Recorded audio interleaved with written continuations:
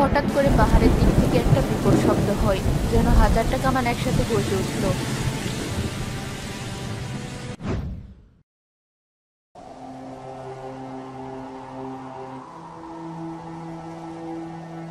কামাল ভাই, দেখলে আকাশের অবস্থা? ভর দুপুরে কেমন সন্ধ্যা নেমে এলো। দেখলাম তো, এমন মেঘ আমার বাপের জন্যও দেখিনি। কালো না, যেন কেমন ছাই রঙের। এই মেঘ ভালো না, পাহাড়ের উপরের মেঘ। আমার দাদা বলতেন, পাহাড় যখন কালো চাদর গায়ে দেয় তখন গ্রামের জন্য বিপদ ঘনিয়ে আসে। আরে চাচা, আপনি তো সবসময় পুরনো কথা নিয়ে পড়ে থাকেন। মেঘ হয়েছে বৃষ্টি হবে, এর বেশি আর কি। না রে মজিদ, চাচার কথাটা ফেললা না। বাতাসের গতিটাও কেমন অদ্ভুত, গরম ভাপ আসছে, গাছের পাতাগুলো কেমন যেন ভয়ে কাঁপছে। আমার মুরগিগুলো সব খাঁচায় ঢুকে পড়েছে। পশু পাখিরা আগে থেকে টের পায় কিছু একটা গোলমাল আছে। তখনই চায়ের দোকানের পাশ দিয়ে যাওয়ার সময় হাসিনা বানু তাদের কথা শুনে থেমে যায়। তোরা সব এখানে বসে গল্প করছিস? ঘরের চালের উপর কিছু ভারী জিনিস তুলে দে, যে বাতাস হচ্ছে চাল উড়ে যেতে পারে। হাসিনা ফুফু ঠিকই বলেছেন, আমি বাড়ি যাই। আমিনা আর ফাতিমা একা আছে, তুই যাবি জামাল? হ্যাঁ ভাই, চলেন। মায়ের জন্য চিন্তা হচ্ছে। যাও যাও, সবাই মিলে ভয় পাও, আমি এখানেই বসলাম। এক কাপ চা শেষ না করে উঠছি না। মজিদ, অহংকার ভালো না। প্রকৃতি যখন রাগ করে তখন মানুষের কিছুই করার থাকে না। সময় থাকতে সাবধান হও। কামাল আর জামাল চলে যায়। আকাশ আরো অন্ধকার হয়ে ঝিরে ঝিরে বৃষ্টি শুরু হয়।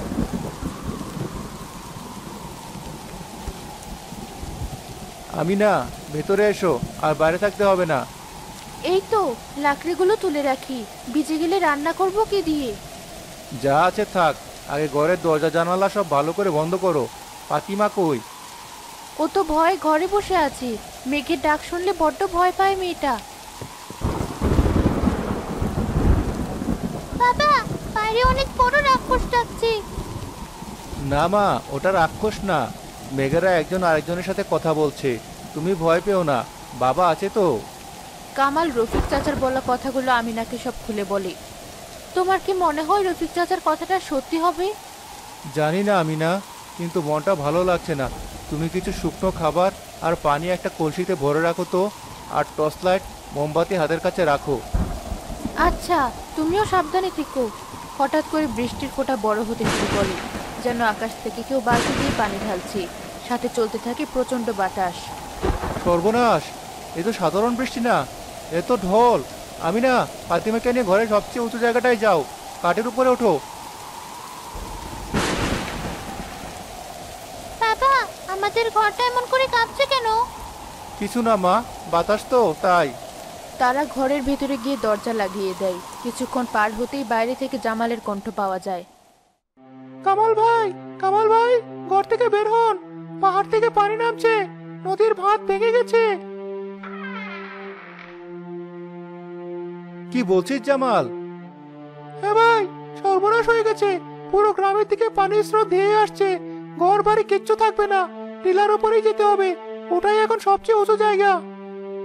আমিনা, ফাতিমা, তাড়াতাড়ি বের হও, আর এক মুহূর্ত থাকা যাবে না। আমাদের সব জিনিসপত্র, আমাদের গরু ছাগল। জীবনের চেয়ে বড় কিছু নেই আমিনা, এখন শুধু নিজেদের বাঁচাতে হবে। ফাতিমার হাতটা শক্ত করে ধরো, কোনোভাবেই ছাড়বে না। তারা ঘর থেকে বের হয়। ততক্ষণে উঠানে গোড়ালি ডোবা পানি, চারদিকে শুধু স্রোতের শব্দ, মানুষের আর্তনাদ আর চিৎকার।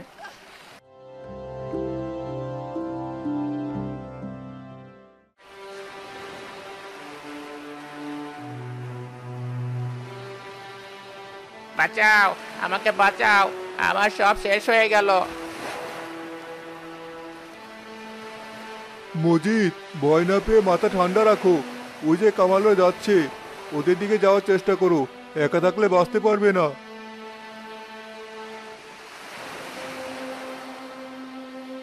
চাচা, আপনি ঠিক আছেন? আমি ঠিক আছি বাবা, তোমরাই উঁচু টিলার দিকে এগুতে থাকো। স্রোত খুব বেশি, সাবধানে পা ফেলো। আমার আর চলার শক্তি নেই, পা দুটো অবশ হয়ে আসছে। ভাবি, ধৈর্য ধরুন। এই তো আর একটু পথ। ওই যে উঁচু টিলাটা দেখা যাচ্ছে। আমার সব গেল, আমার ঘর, আমার বাড়ি, আমার শেষ সম্বল। ফুফু, আগে জীবন বাঁচান, আমরা সবাই একসাথেই আছি। হঠাৎ করে পাহাড়ের দিক থেকে একটা বিকট শব্দ হয়, যেন হাজারটা কামান একসাথে গর্জে উঠল। বাবা, ওটা কিসের শব্দ? মেঘ ফেটেছে, সর্বনাশ! পানির স্রোত এখন আরো বাড়বে, সবাই যা পারো আঁকড়ে ধরো।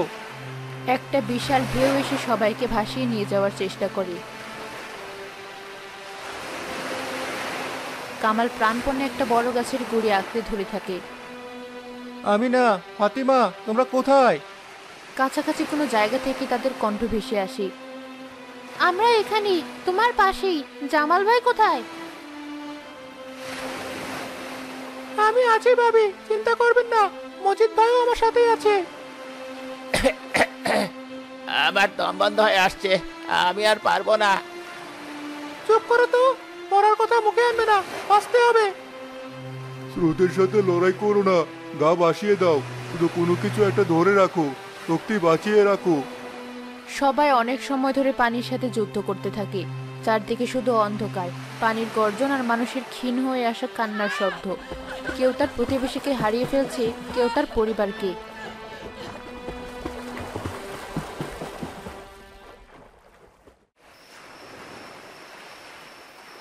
বাবা, আমার খুব শীত করছে।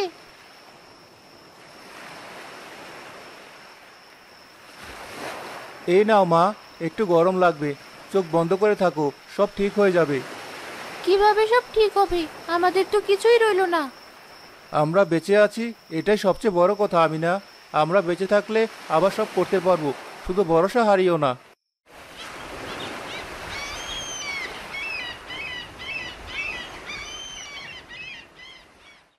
ধীরে ধীরে ভোরের আলো ফুটতে শুরু করে, পানির স্রোত কিছুটা কমে আসে। তারা কয়েকজন একটা উঁচু টিলার মতো জায়গায় নিজেদেরকে আবিষ্কার করে। সেখানে ধ্বংসাবশেষ ছাড়া আর কিছুই নেই। শাপলাপুর গ্রাম বলে আর কিছু নেই, সব পানির নিচে। যা গেছে তার জন্য আফসোস করে লাভ নেই, যারা বেঁচে আছি তাদের এখন একে অপরকে ধরে বাঁচতে হবে। কিন্তু বাঁচবো কিভাবে চাচা? খাওয়ার কিছু নেই, পান করার মতো এক ফোঁটা ভালো পানি নেই, চারদিকে তো শুধু গোলা পানি। সবাই আগে নিজেদের গুছিয়ে নাও, কে কে আছে আর কে কে নেই তার একটা হিসাব করা দরকার। আহতদের আলাদা করে একদিকে রাখো। সবাই একে অপরকে খুঁজতে থাকে। আমার ছোট ছেলেটাকে খুঁজে পাচ্ছি না, কাল রাতেও আমার হাতে ধরা ছিল, স্রোতের টানে কখন যে। ধৈর্য ধরো নাপা, হয়তো অন্য কোথাও আশ্রয় নিয়েছে, আমরা খুঁজে পাবো।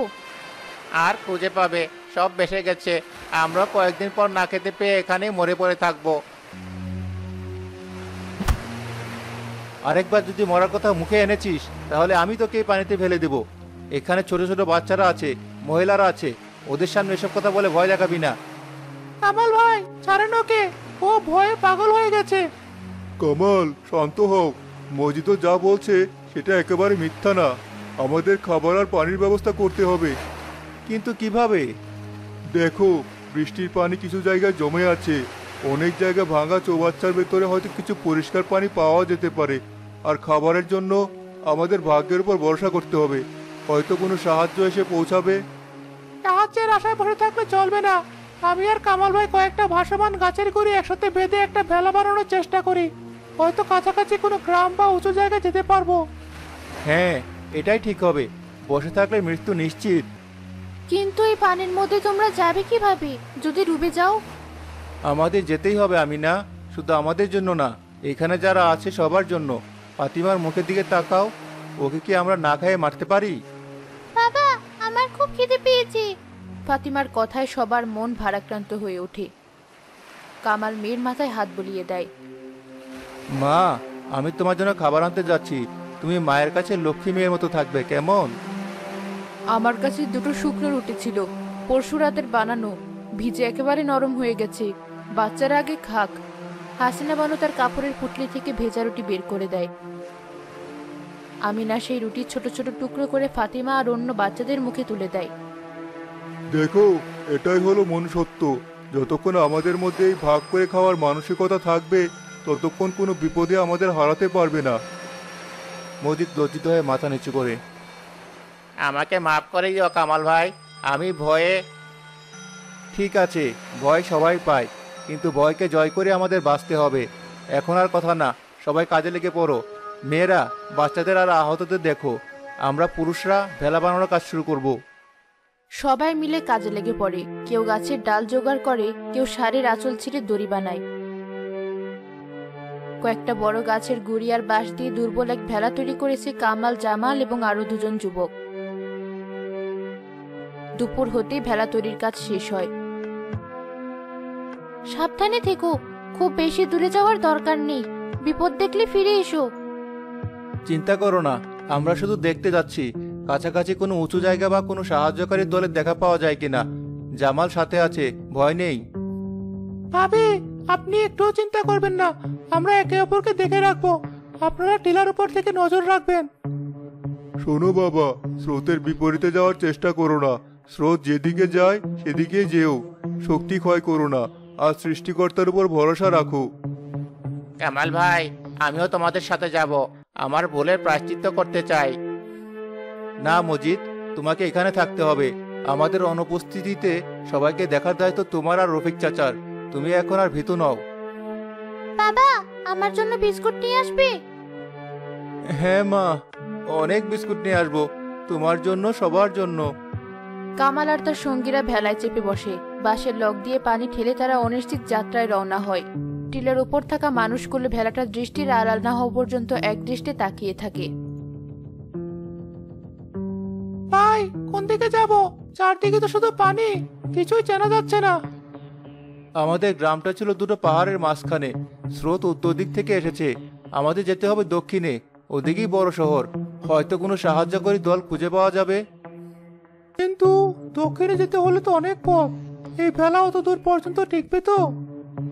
আমাদের বিশ্বাস রাখতে হবে, এছাড়া আর কোনো উপায় নেই। দেখো, ওই দূরে কি যেন ভাসছে।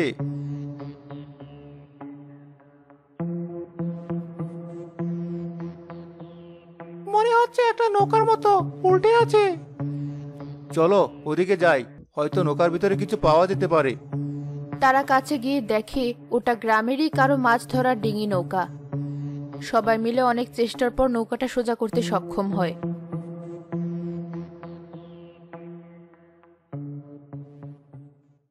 কামাল ভাই, নৌকাটা প্রায় ঠিকই আছে, শুধু এক জায়গায় একটু ফোঁটা হয়ে গেছে। ওটা আমরা একটা কাপড় দিয়ে বন্ধ করে দিতে পারবো। নৌকার ভিতরে একটা বাক্সও আছে। কামাল বাক্সটা খুলে দেখে ভেতরে কয়েক প্যাকেট ভেজা মুড়ি আর একটা পানির বোতল, যাতে অর্ধেক পানি আছে। এ তো আল্লাহর রহমত। এই মুড়ি আর পানি আমাদের জন্য এখন অমৃত। এখন আমরা এই নৌকা নিয়ে অনেক দ্রুত যেতে পারবো। চলো, আর দেরি না করে রওনা দেই। তারা ছেঁড়া কাপড় দিয়ে নৌকার ফুটো বন্ধ করে ভেজা মুড়িগুলো নিজেদের মধ্যে ভাগ করে খায়। নতুন উদ্যমে তারা নৌকা নিয়ে স্রোতের সাথে এগিয়ে যেতে থাকে। 3টি দিন কেটে যাওয়ার পরেও কামালরা ফেরে না। টিলার উপর থাকা মানুষদের মধ্যে হতাশা বাড়ে। খাবার প্রায় শেষ হওয়া শিশুরা ক্ষুধায় কাঁদে।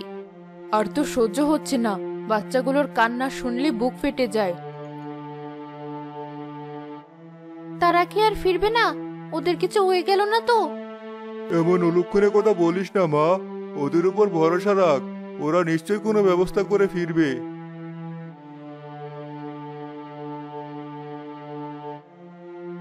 আমি সারা রাত সারাদিন ওদিকেই তাকিয়ে আছি, কিন্তু কিছুই তো দেখতে পাচ্ছি না, শুধু পানি আর পানি। আমার ছেলেটা জ্বরে কাঁপছে। এই ঠান্ডার ভেজা আবহাওয়ায় ও আর টিকবে না। কোনো ওষুধ নেই, কিচ্ছু নেই। মা, ওই দেখো, পানিতে সাদা সাদা অনেকগুলো কি যেন ভেসে আসছে। সবাই ফাতিমার দেখানো দিকে তাকায়। দূর থেকে অনেকগুলো সাদা সাদা প্যাকেট ভেসে আসছে, যাদের টিলার দিকেই।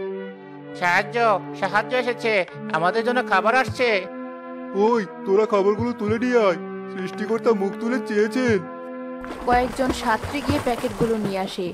প্যাকেটে শুকনো খাবার, পানির বোতল আর প্রাথমিক চিকিৎসার সরঞ্জাম ছিল। সবাই যখন খাবার আর পানি নিয়ে ব্যস্ত, ঠিক তখনই মজিদ আবার চিৎকার করে ওঠে। ওই দেখো, ওদিকে একটা নৌকা আসছে, আমাদের নৌকা। সবাই তাকিয়ে দেখে একটা নৌকা তাদের দিকে এগিয়ে আসছে। নৌকায় কামাল, জামাল এবং আরো কয়েকজন অপরিচিত লোক। তাদের পেছনে আরো একটা বড় ত্রাণবাহী নৌকা। ও ফিরে এসেছে, ও আমাদের জন্য সাহায্য নিয়ে ফিরে এসেছে।